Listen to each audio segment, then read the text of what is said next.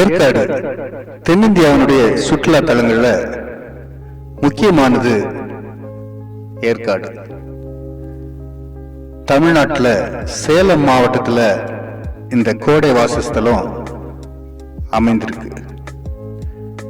இது கிழக்கு தொடர்ச்சி மலையில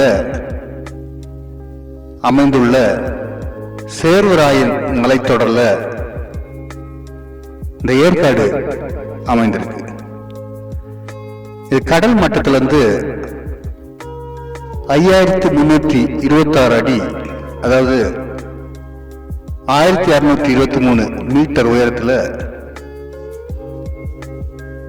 இந்த சுற்றுலா தலம் அமைந்திருக்கு.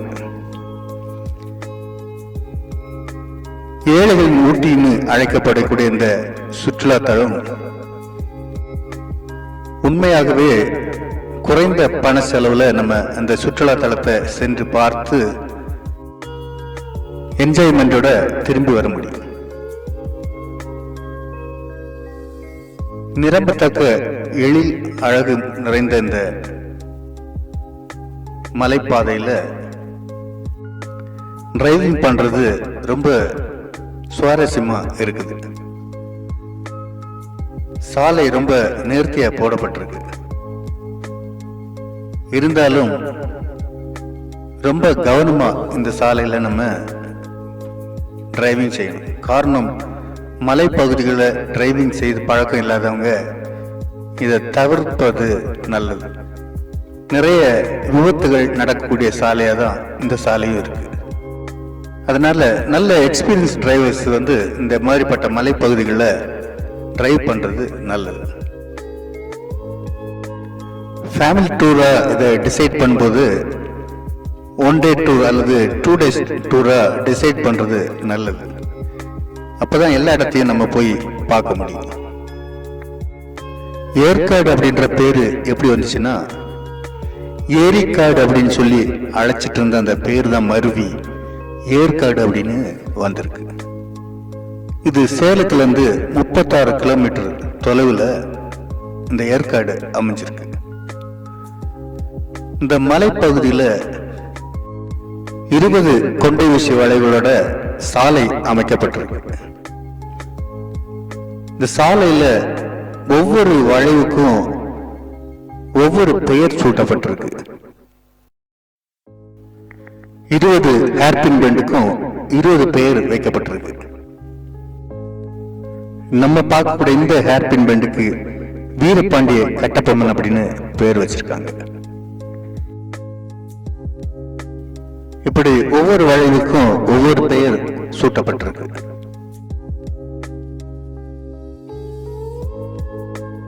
பத்தொன்பதாம் நூற்றாண்டுல சேலத்துல தங்கியிருந்த ஆங்கிலேயர்கள் ஏற்காட்டை கண்டுபிடிச்சாங்க.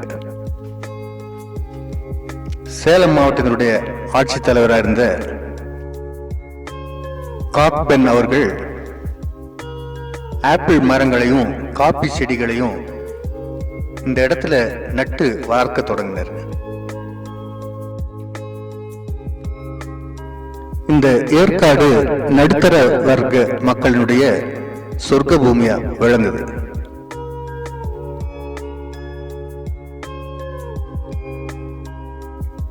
மரங்களுடைய நிழலும் தென்றல் காற்றும் வெயிலுடைய தாக்கத்தை ரொம்பவே குறைக்க உதவுது. இதனால பல சுற்றுலா பயணிகள் ஒவ்வொரு வருஷமும் இந்த இடத்துக்கு இந்த இடத்தை பார்த்து மகிழ்ச்சி அடைந்து திரும்பி போறாங்க. இப்ப நம்ம பார்க்கக்கூடிய இந்த வளைவினுடைய பெயர் வள்ளல் பாரி அப்படின்னு வச்சிருக்காங்க. பாரி வள்ளலுடைய பேரை இந்த இடத்துல பொறிக்கப்பட்டிருக்கு.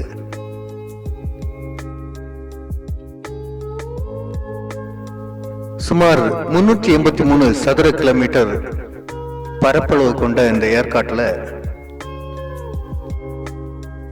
அதுல அமைந்திருக்கக்கூடிய குன்றும் அதன் அருகில் இருக்கக்கூடிய ஏரியும் சுற்றுலா பயணிகளை மகிழ்விக்க கூடியதா இருக்கு.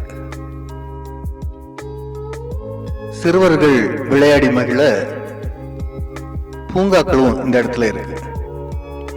அது மட்டும் இல்லாம கிள்ளியூர் அருவியில குளித்தும் மகிழலாம். ஏற்காட்டில் இருக்கக்கூடிய இந்த ஏரி நிரம்பி வழியும் போது கிள்ளியூர் அருவியில நீர் கொட்டும்.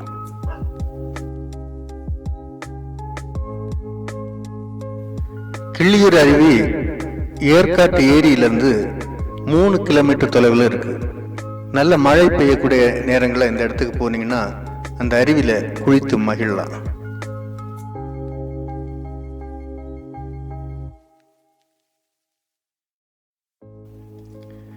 இந்த இடத்தினுடைய கிளைமேட் பத்தி சொல்ல போனா, செப்டம்பர் மாசம் முதல் ஜனவரி மாசம் வரைக்கும் குளிர்காலம் இந்த இடத்துல இருக்கு. இந்த குளிர்காலத்துல மலை முகடுகள்ல மூடு பனி படர்ந்திருக்கு.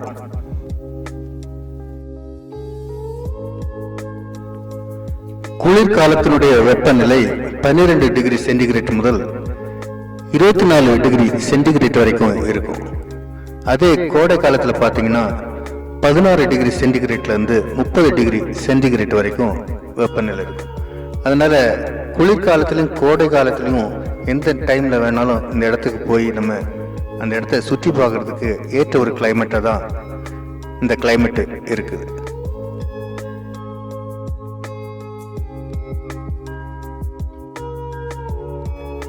ஆங்கிலேயர்கள் இந்தியாவை ஆண்டு வந்த காலத்துல ஏற்காடு ஐரோப்பியர்களுடைய கோடை மலை வாசஸ்தலமா, அதாவது வாழ்விடமா இருந்திருக்கு. 1862 ஆங்கிலேய அரசாங்கத்துல இது அறிவிக்கப்பட்டுச்சு. ராணுவ அதிகாரியா இருந்த டக்ளஸ் ஹாமில்டன் அப்படின்றவரு சென்னை மாகாண அரசிட்ட இதை பரிந்துரைத்ததுனால இதை கோடை வாழ்விடமாவட்டு ஆங்கில அரசு அறிவிச்சது. அதனால பல ஐரோப்பியர்கள் இந்த ஏற்காட்டுக்கு வந்து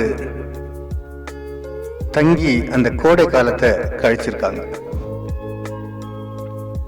அது மட்டும் இல்லாம சேர்வராயன் மலைப்பகுதியில் 80க்கும் அதிகமான சுற்றுலா இடங்களை ஆங்கில அரசு அறிவிச்சதுனால பல நாடுகள்ல இருந்து சுற்றுலா பயணிகள் இங்க வந்து தங்கி இந்த கோடை காலத்தை கழிச்சிருக்காங்க. இங்க மிக முக்கியமான இடம் என்னன்னு பாத்தீங்கன்னா ஏற்காடு ஏரி தான். இத மரகத ஏரி அப்படின்னு சொல்லியும் அழைக்கிறாங்க. தமிழ்நாட்டில் உள்ள மலைப்பகுதிகளில் தானாவே உருவான ஏரிகள்ல இதுவும் ஒண்ணு. இந்த ஏரியினுடைய நடுவுல ஒரு நீரூற்றும் இருக்கு.